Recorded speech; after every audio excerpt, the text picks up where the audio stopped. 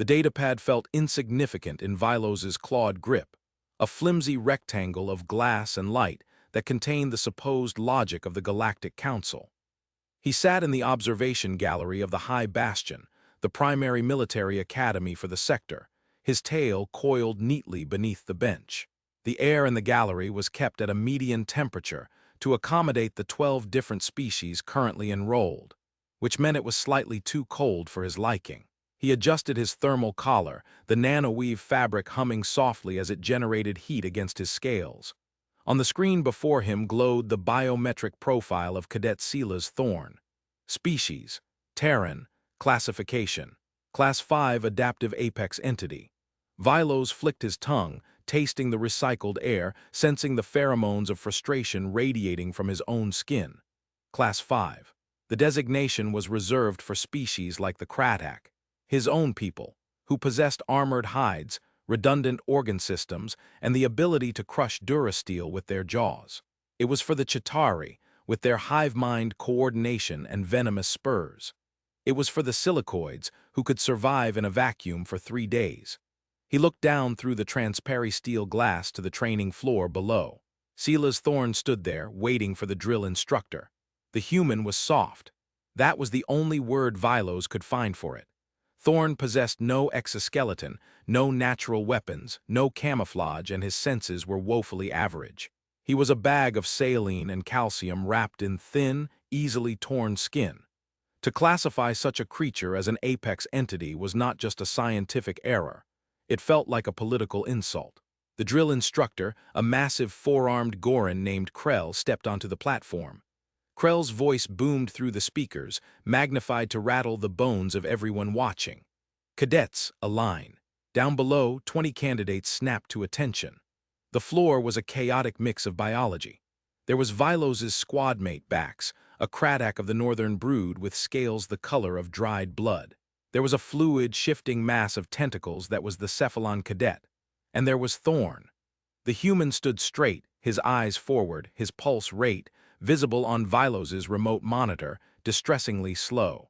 The exercise today is environmental endurance, Krell bellowed. The floor will cycle through 3 biomes. You will hold your position. You will not break formation. Vilos tapped a claw against the datapad. This was where the error would be exposed. Humans came from a world of moderate gravity and abundant water. They were comfortable only in a narrow band of temperature. The floor panels hissed. The simulation began. The first phase was heat. Vents opened, flooding the chamber with superheated air, mimicking the deserts of a sun-scorched moon. The temperature spiked to 50 degrees Celsius, then 60. Vilos watched the data streams. The Kratak cadets barely registered the change. Their metabolism slowed, their scales locked down to retain moisture. The cephalon retreated into a mucus shell. Thorn, however, began to leak. Water poured from the human's skin. It was grotesque. His face turned red, blood pumping furiously to the surface to radiate heat. He looked like he was dying. His heart rate climbed. Vilos waited for the collapse.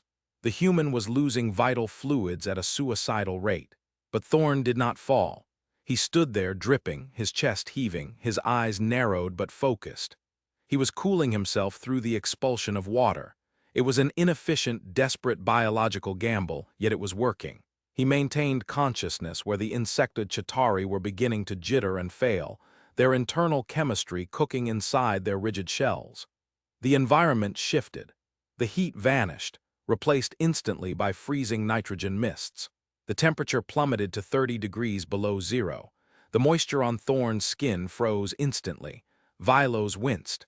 That should be the end. The thermal shock alone should stop a mammalian heart. Below, the human began to shiver. It was a violent, uncontrollable shaking. To Vilos, it looked like a seizure. The human's muscles were spasming, burning energy to generate heat. Thorn curled his hands into fists, tucking his arms against his torso, reducing his surface area. His skin turned pale as he shunted blood away from his extremities to protect his organs. He looked miserable. He looked weak. But while the massive Goran cadet next to him grew sluggish, its cold-blooded biology forcing it into a torpor, Thorn remained alert. The shivering was a mechanism, not a failure. He was suffering, yes, but he was functioning. The final phase was toxicity. The air was filled with a mild neurotoxin, a paralytic agent derived from the swamps of Zeta-2. The cephalon collapsed instantly. The Craddock cadets, Vilos included if he had been down there, would have to hold their breath, relying on their oxygen storage for up to 20 minutes. Thorne did not hold his breath. He coughed. He gagged. Mucus streamed from his nose and eyes. He fell to one knee. There Vilos thought, finally. But Thorne did not stop breathing. The human system was rejecting the toxin, flushing it out with fluids while his liver, a hyperactive organ compared to most species, began breaking down the chemical bonds in real time. He was poisoning himself and curing himself simultaneously, second by second. The simulation ended. The vents cleared. Of the 20 cadets, only 7 remained conscious. The massive Goran was asleep. The Chitauri were twitching on the floor. Sila's Thorne stood up. He wiped the frozen mucus and sweat from his face with a trembling hand. He looked terrible. He looked like a creature that had been chewed up and spat out by the universe. But he was standing. Vilos turned off the datapad. He felt a flicker of irritation. Mere survival was not dominance. A cockroach could survive radiation. That did not make it a soldier. The classification remained absurd. The human had simply endured. He had not conquered. Later that evening, the mess hall was a cacophony of feeding sounds. The grinding of bones, the slurping of nutrient pastes. Vilos sat with Bax, picking at a slab of synthesized meat. "Did you see the mammal?" Bax asked, his voice a low rumble. "It leaked everywhere. Disgusting." "It survived," Vilos noted, though he did not wish to defend the human. "It survived by luck," Bax dismissed. "Put it in a fight and it breaks. No claws, no armor. Its neck is so thin I could snap it with 2 digits. Vilos looked across the hall. Thorne was sitting alone at a corner table.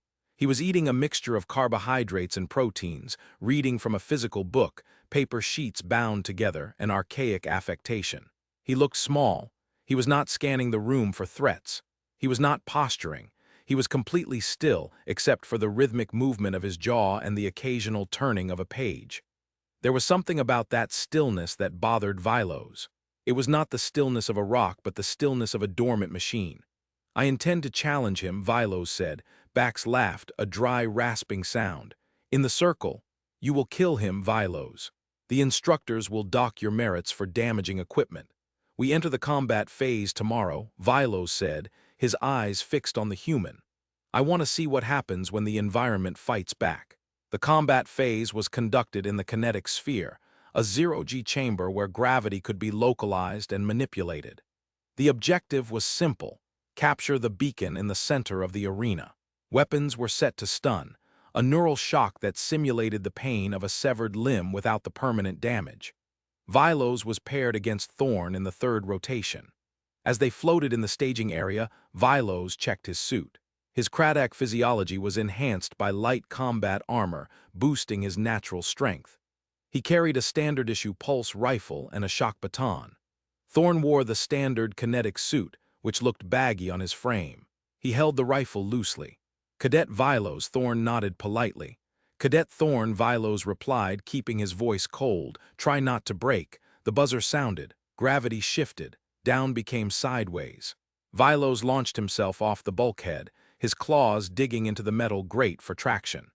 He moved with the predatory grace of his lineage, a 60-kilogram projectile of muscle and scale. He scanned the arena. Floating obstacles, tetrahedrons of steel, blocked the direct line of sight to the beacon. Vilos anticipated Thorne would move cautiously, perhaps trying to snipe from the perimeter. Vilos activated his magnetic boots and ran along the wall, flanking the human's starting position. He would close the distance, overwhelm the mammal with superior strength, and end this charade. He rounded the corner of a large obstacle, rifle raised, empty space. Vilos paused, his thermal sensors swept the area. Nothing. Suddenly, a proximity alarm blared in his helmet, behind him. Vilos spun, bringing his rifle to bear. Thorne was there, but he wasn't on the wall. He was drifting in freefall, upside down relative to Vilos. The human fired. A blue bolt of energy slammed into Vilos's chest plate. The stun effect washed over him, a wave of nausea and phantom pain. Vilos roared, fighting the neural feedback. He triggered his thrusters, launching himself at the human. Thorn did not retreat. Instead, he fired his own suit's grapple line. But he didn't aim at Vilo's. He aimed at a heavy floating crate to Vilos's left. The line caught. Thorn retracted the cable violently. The physics of the maneuver swung the human in a tight arc, accelerating him rapidly. He whipped around the obstacle just as Vilos's tackle passed through the empty space where he had been a second before. Vilos slammed into the bulkhead, his momentum working against him. He turned, snarling. Thorn was now behind the crate, using it as mobile cover. He was pushing it toward the beacon.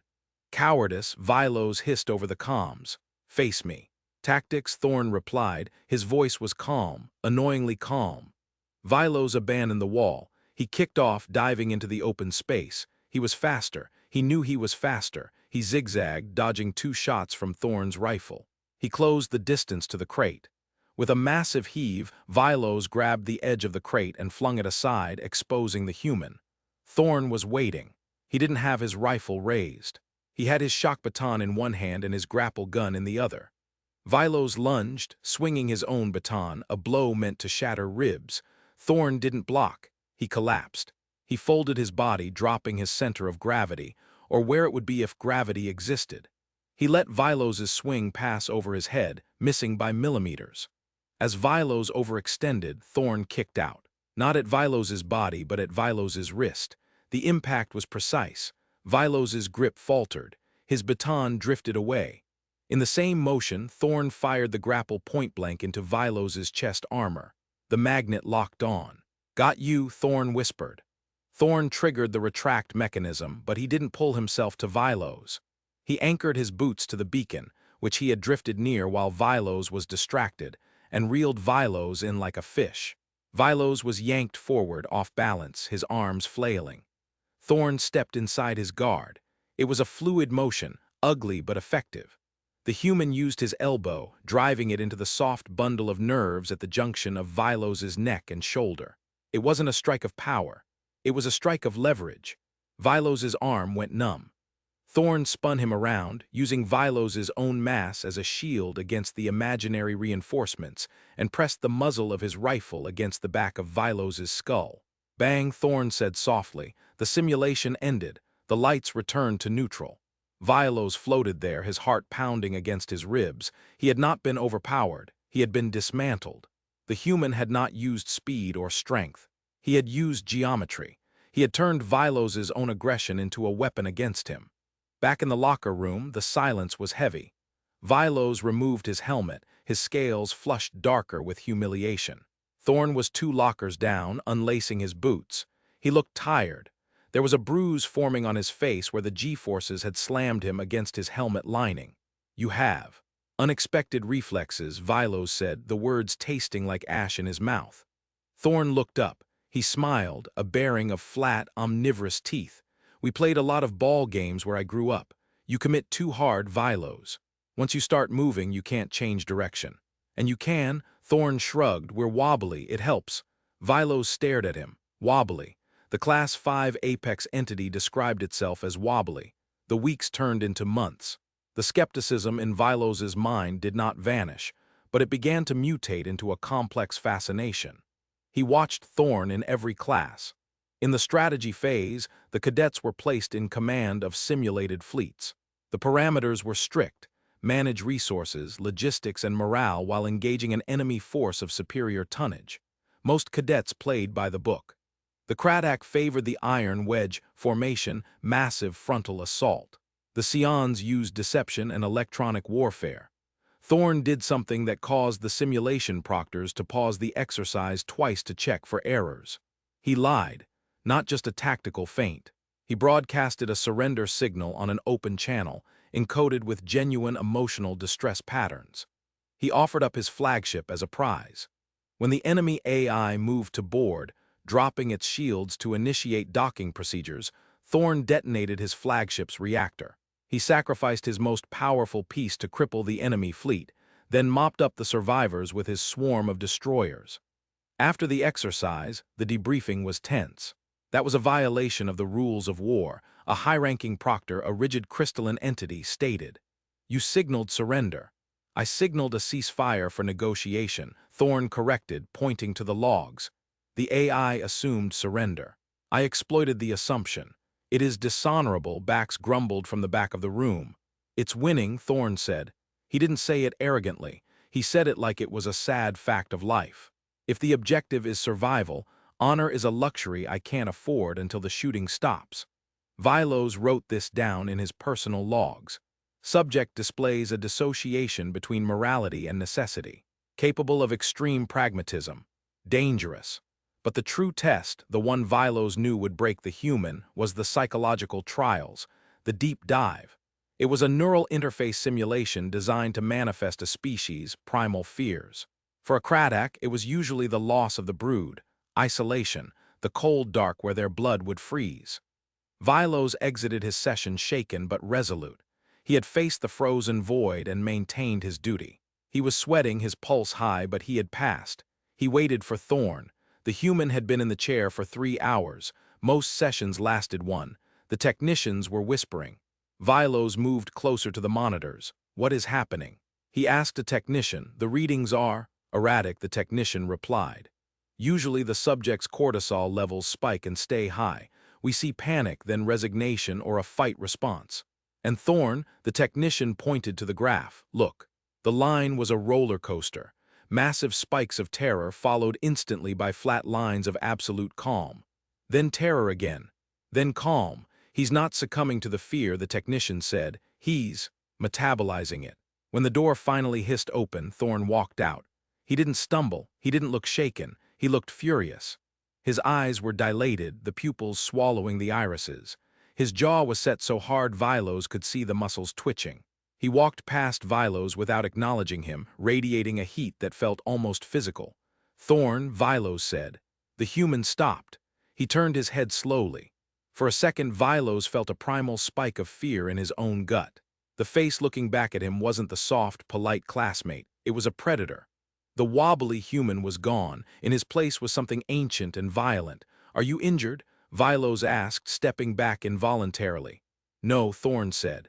His voice was a low growl, completely unlike his usual tenor. Just processing what? Thorne closed his eyes. He took a deep breath. He held it for 4 seconds. He exhaled for 4. When he opened his eyes again, the monster was gone. The pupils contracted.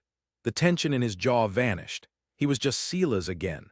Ghosts, Thorne said with a tired smile. Just wrestling with ghosts, Vilos. I'm going to get some coffee. He walked away, his steps soft and unremarkable. Vilos watched him go. He realized then that the adaptive part of the classification was not just about biology. It was about the mind. Thorne had compartmentalized terror. He had taken the most primal fear his brain could conjure, locked it in a box, and continued to function. That was not normal. That was pathological. The climax of their training came in the final month, the field excursion. The cadets were dropped onto a moonside training zone. It was supposed to be a standard survival and extraction mission. Get from point A to point B, avoid the automated drones, work as a team. But in space, variables change. An ion storm in the upper atmosphere surged unexpectedly. It wasn't part of the simulation. The interference fried the comms. It scrambled the drone targeting protocols. Suddenly, the stunned drones were firing at full power, and the safety dampeners on the environment controls failed. The temperature on the moon's surface began to drop rapidly as the artificial atmospheric shield flickered. The squad was pinned down in a ravine. Bax had taken a hit to the leg, a plasma burn that had melted through his armor. The Cephalon was unconscious from the electromagnetic shock. Vilos was in command, but he was freezing. The cold was seeping into his bones, making his thoughts sluggish. The logic of command was failing him. The manual said to dig in and wait for rescue. But the drones were closing in, their sensors hunting for heat signatures. If they stayed, the drones would kill them. If they moved, the drones would kill them. A logical dead end. We hold position, Vilos slurred, his tongue heavy. Shield wall. No, a voice said. Vilos looked up. Thorne was moving. The human was stripping off his outer tactical vest. He was shivering violently, but his hands were steady. Thorne, maintain formation, Vilos ordered. They're tracking thermal, Thorne said, his teeth chattering. And they're predicting standard military movement. If we sit here, we die. Thorne grabbed a piece of debris, a curved sheet of reflective metal from a destroyed drone.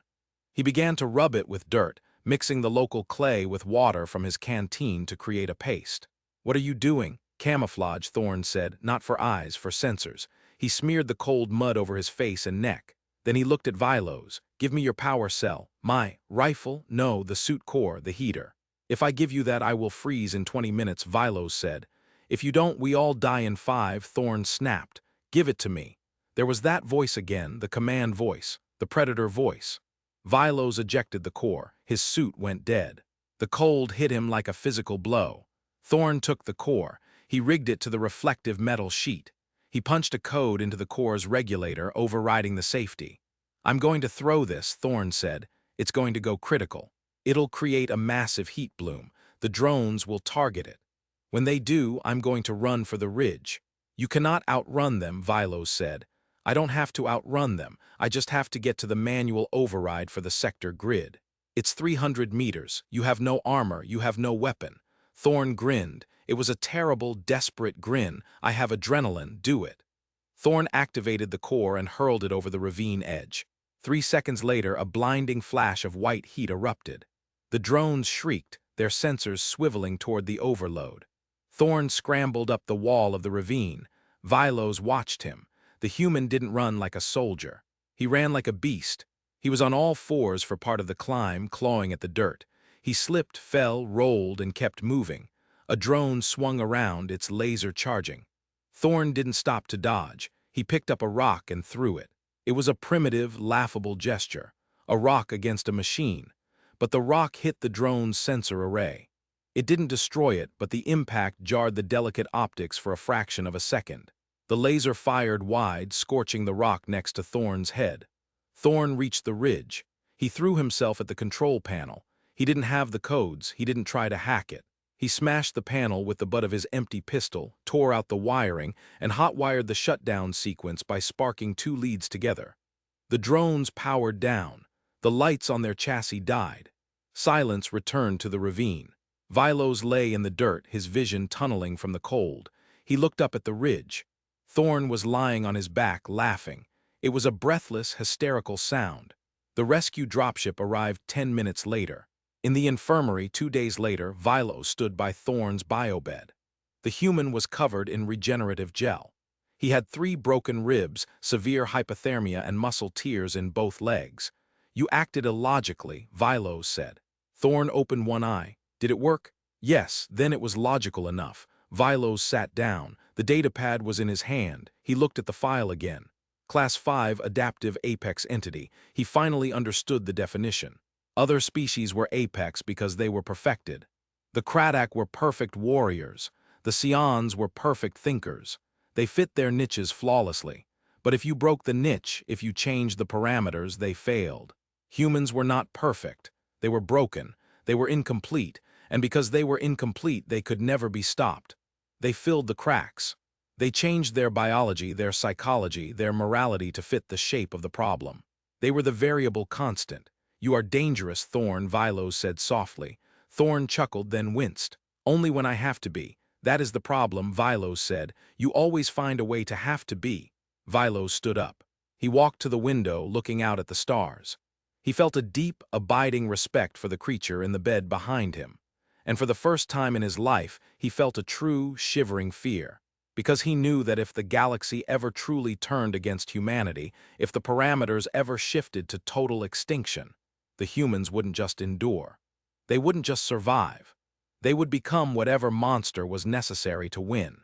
Vilos looked at the reflection of his own armored face in the glass, then at the reflection of the small, soft human reading a book in the bed. "Adaptive Apex," Vilos whispered. He closed the file.